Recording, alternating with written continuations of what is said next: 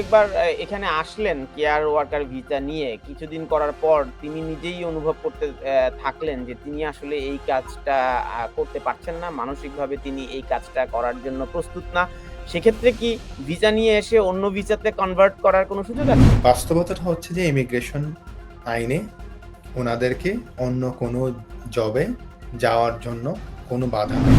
Licence বাতিল হয়ে যাওয়ার কারণে যারা চাকরিচ্যুত হয়েছেন অ্যা তো তারা ওই যে সেই ৩৯,০০০ তো সেই ৩৯,০০০ আবার কেয়ার ভিসায় কেন ফিরে যাবে? তারা তো অন্যান্য ভিসা ক্যাটেগরিতেও তাদের ফিরে যাওয়ার সুযোগ রয়েছে। এটা যদি এটা প্রমাণ করতে পারে যে রেসিডেন্ট লেবার মার্কেট টেস্ট যেটা আমরা বলি যে এখান থেকে লোকালি আমি কাউকে পাচ্ছি না, সো আমি ওভারসিজ থেকে বা বাইরে থেকে নিতে চাচ্ছি, বা এখান থেকে যারা স্টুডেন্ট রয়েছে যারা পিএসডব্লিউ তে আছে তাদের কাছ থেকে নিতে যাচ্ছি, অ্যাবসলিউটলি কোনো বাধা নাই, কিন্তু এটা কিন্তু কোনো বাধা না। Stonebridge Legal Solutions Limited, your trusted immigration partner.